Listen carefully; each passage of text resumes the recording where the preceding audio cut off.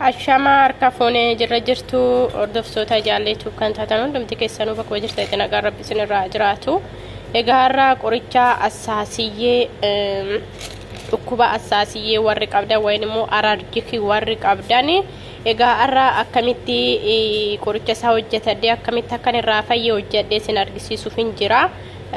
Na waliin turaan isiniin jedha hanga dhumaatitti guyyaa lama keessatti akka irraa fayyitan abdiin qaba.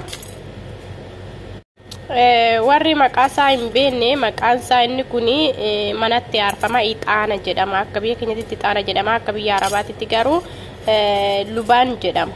Lubaan na kun immoo ni beektan qoroffuudhiidha. Egaa isti hunda ittiin godhu waanuma xiqqishuu ishiitiin isitti irraanti godha. Egaa ishuma kana hojjedha jechuudha amma bishaan keessatti. Quruffudii immoo jechuudha. Ishiin tun quruffudhiidha. Warri itti godhachuun barbaanne warri congaarraa qabdan ittiin godhatina. Luban qofa duwwaa hojjetadhaadha. Warri congaarraa hin qabne immoo rakkina hin qabu. 2-3 keessa buufadhaan isiniin jedha. Egaa amma bishaan ooyifachuuf hin jira jechuudha asitti. Bishaan ooyifachuuf hin jira gaazirra kaayyadhee bishaan ooyisuuf hin jira.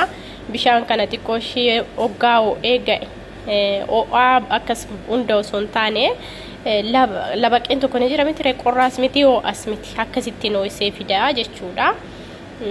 Na wajjin tura.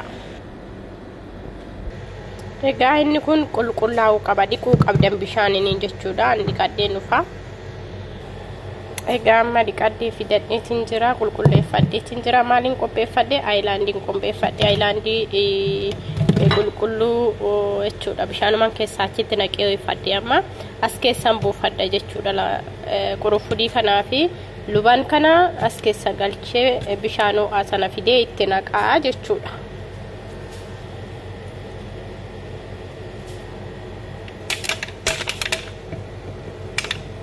Harka tokkoon silkii silan qabuuf na dhibe bitaachan hojjechuun nama rakkisa.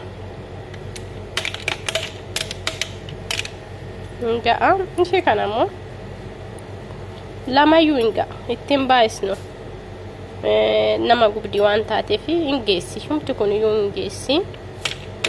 Warri congaarraa qabdan filees ittiin godhatinaadha. Laban qofa hojjedhaa isiniin jedheetiin jira nama gubaa.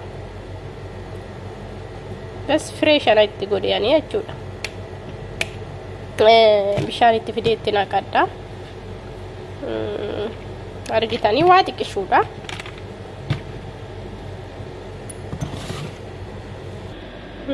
Bishaan keenyallee ho'ee jira hin ga'a nama guba.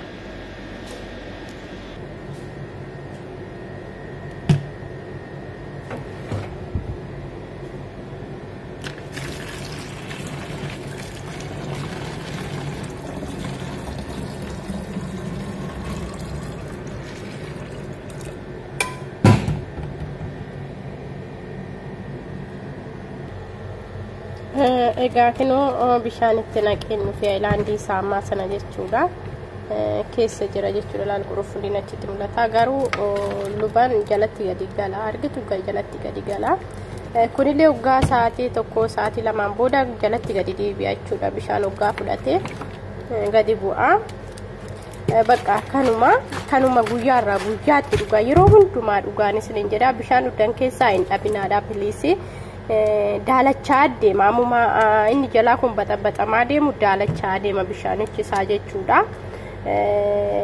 Yoo baay'ee garmalee daalachaa kan isin hin obaafne ta'e immoo maal gootanii firiizaa kaawwadhaati haayilaanduma akkanaa tokko qopheeffadhaati bishaan itti naqadhaati seera dowwaati wayi seera qorichaatiin itti buufachaati yeroo hundumaarraa dhugaa. Garuu inni kuni guyyaa tokko ol isin hin danda'u. Sana ol irra isin hin danda'u isin hin jedha. Maaliif yoo ture gaarii mitiin beektan jedheetii yaada.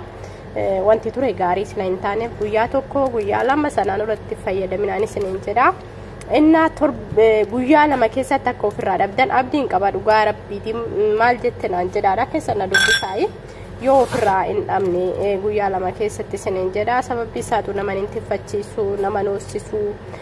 Qorichi yeroo mana yaalatti fudhanne faayidaa tokko hin qabu. Walumaan beennaa warri asaasiyyee qabdanii yeroodhaaf namatti fursiisa malee ni deebi'ee nama oosisa jechuudha. Wanna obboleewwan kiyya qaalii isa kana fayyadamaadha. Warroonni alarjikii asaasiyyee qabdanii irraa fayyitan dhugaa rabbiitii irraa fayyitan isiniin jedha. Cinqii ni obbaafattu. Egaa isti ani immoo dhugeetiin laala. Maaliif ni xaffafaa wanti qurunfudii sun gadi buuti gubbaa jirti waan taateef jechuudha. Akkasii kana hin daalachaa jechuudha. Dhawaata daalachaa amma aaraa sila ta'eef hin daalachaa dhawaata daalachaa. Sa'aatii tokkoon booda dhuftee dhugaa laaltu haareera fakkaata. Dhugaa isiniin jira baay'ee daalachaa. Sinin baasu yeroo sana bishaanitti yoo dabaltan malee jechuudha. Isti bismillah.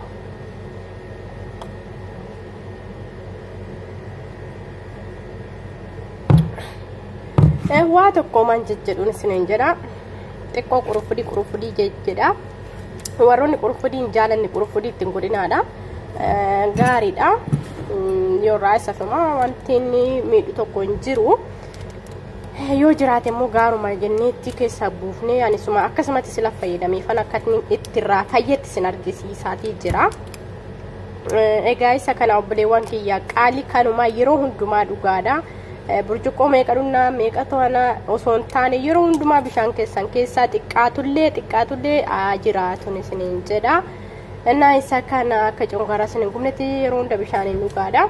Dhugaa rabbi wanti kun qoricha ta'a jedhee abadan yaadii hin beeku guyyaa tokko jechuudha. Waggaa jaanitti rakkadee alarjikii waan asaasiyyee kanaanii mana yaalatti birrii koo cafacafaa ture osoo inni kun na bukkee jiru waa tokko irraa quban qabu.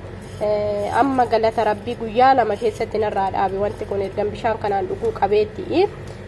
Kanaafuu isinis immoo obboleewwan keenya akkaatti rakkatanii maallaqa isaanii mana yaalatti fixaa jiraniif akka sheergootan irraa gargaaraman abdiin qaba.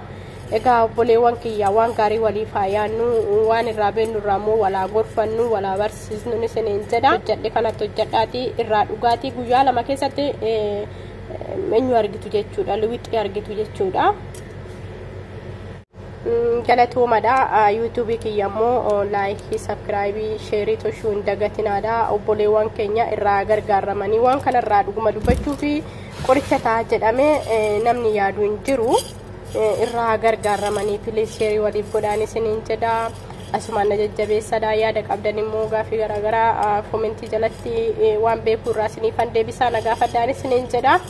Egaa isa kana turtii gaarii isiniif haa ta'u hedduu isin jaaladha hedduu isin kabaja. Rabbi nagaa isiniin dhoowwatinaa bakka jirtanitti turtii gaarii.